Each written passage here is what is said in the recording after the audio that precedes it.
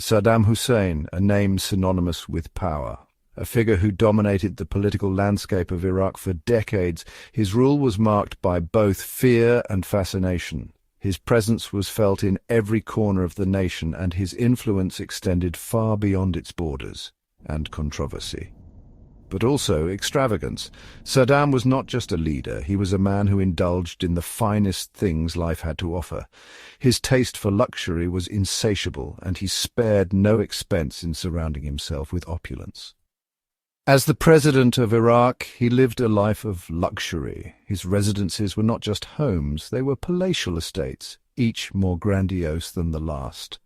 These were places where every detail was meticulously planned to reflect his immense power and wealth. It was a life most could only dream of.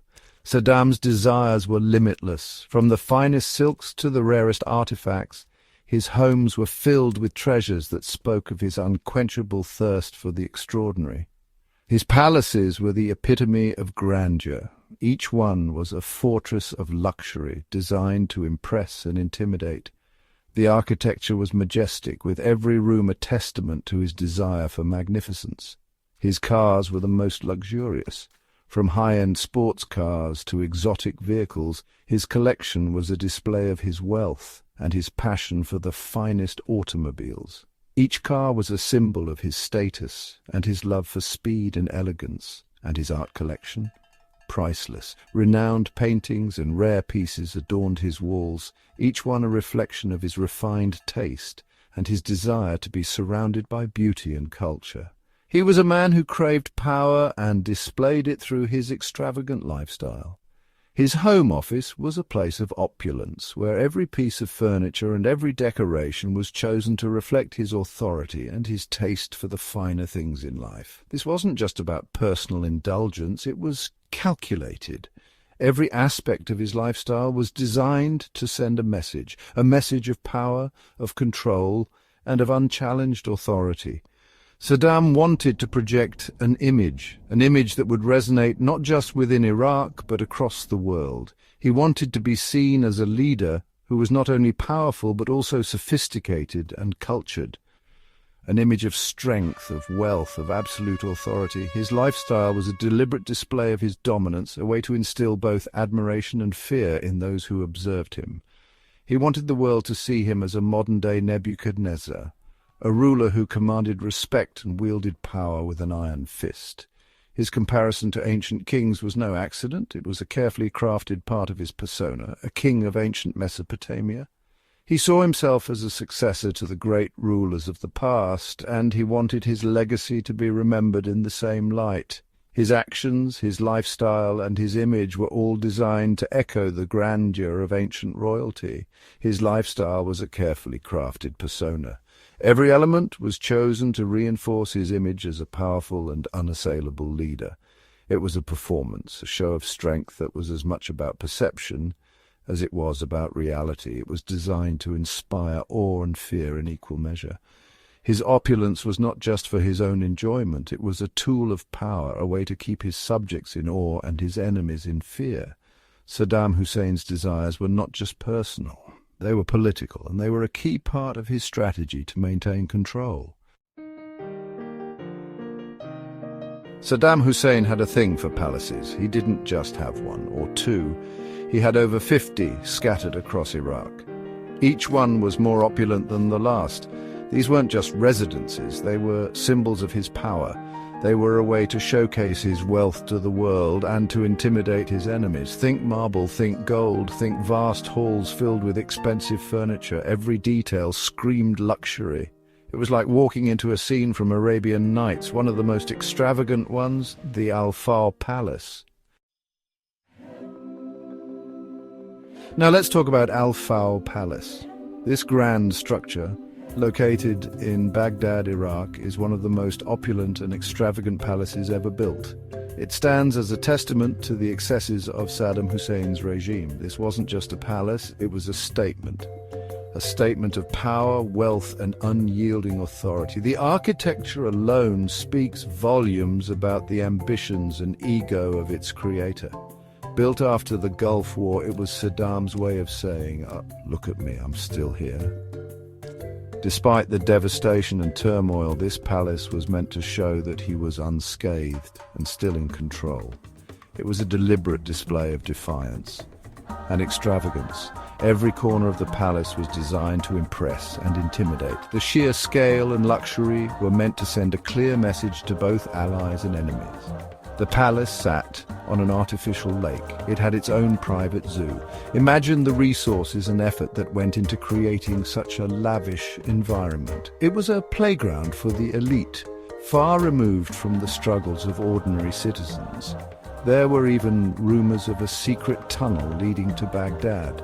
These hidden passages added an element of mystery and intrigue, suggesting that the palace was not just a home, but a fortress. Inside, the opulence continued. Chandeliers dripped with crystals.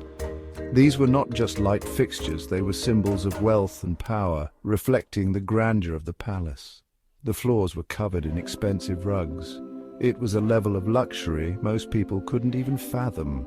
Every detail, from the intricate designs to the plush textures, was meticulously chosen to showcase the immense wealth and power of Saddam Hussein. But Saddam's extravagance didn't stop at architecture. Oh no, he had a taste for the finer things in life. His palaces were filled with rare art, antique furniture, and priceless artifacts. It was like a museum, but, owned by a dictator. He had a particular fondness for gold. It was everywhere. Faucets, doorknobs, even toilet seats. Some called it tacky, others called it Saddam's signature style. Whatever it was, it certainly made a statement. Section 5, a convoy of King Saddam's impressive car collection. You can't talk about Saddam's extravagance without mentioning his cars. The man loved his cars, and not just any cars. We're talking Rolls-Royces, Mercedes-Benzes, Ferraris, hundreds of them, each one customized to his liking. He even had a Mercedes-Benz 560 SEL armored limousine. It was a beast of a car. Bulletproof glass, bomb-proof undercarriage, the whole shebang. It was a symbol of his paranoia as well as his wealth. Section 6, beyond Iraqi borders. Jets, yachts, and international extravagance. Saddam's extravagance wasn't confined to Iraq. Oh no, he had a taste for the finer things in life, and he made sure everyone knew it. He traveled in style, private jets, luxurious yachts. He even had a Boeing 747 customized to his liking. These weren't just modes of transportation, they were symbols of his power. He wanted the world to see him arriving in style. It was all part of his carefully crafted image, an image of wealth and authority. Section 7, Gifts of Influence. Saddam's lavish displays of favor. Saddam was a man who understood the power of a good gift, especially if that gift was lavish and expensive. He showered his allies with presents. We were talking luxury cars, jewelry, even cash. Lots and lots of cash. It was a way to buy loyalty and to curry favor. He knew that a well-placed gift could go a long way, and it usually did. It was all part of his game, a game of power, influence, and extravagance. Section 8, The Weight of History, Saddam's grandiose vision. Saddam was obsessed with history, specifically ancient Mesopotamian history. He saw himself as a modern-day Nebuchadnezzar, the ruler of a new Babylonian empire, and he wanted his palaces to reflect that. He incorporated ancient motifs into his palaces. He even built replicas of ancient structures. It was all part of his grand vision, a vision of himself as a great leader, a leader who would restore Iraq to its former glory. Section 9, Behind the Walls, Bunkers, Secrets, and the Fall of a Regime. Behind the opulence, there was another side to Saddam's palaces, a darker side. These grand structures with their golden domes and marble floors were not just symbols of power and wealth, they were also fortresses hiding secrets deep within their walls. They were riddled with secret tunnels and bunkers. These hidden passageways, often stretching for miles, were designed to provide a quick escape or a secure hideout in times of danger. The labyrinthine network was a testament to the regime's obsession with security and control, designed to protect him in case of attack. These bunkers were equipped with state-of-the-art security systems, reinforced doors, and thick concrete walls.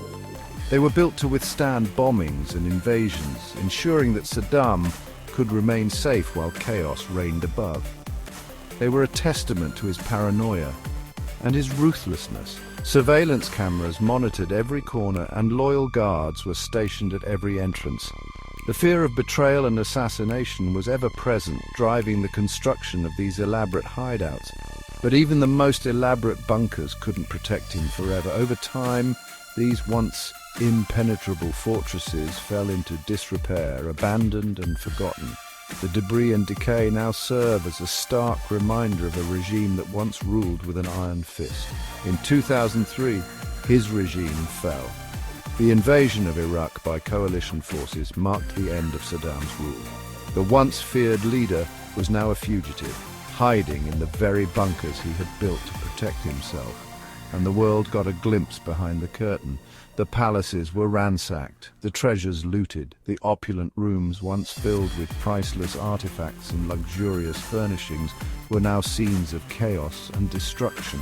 Saddam's extravagant lifestyle was exposed for what it was, a hollow facade. The grandeur and luxury were merely a cover for the corruption and brutality that lay beneath.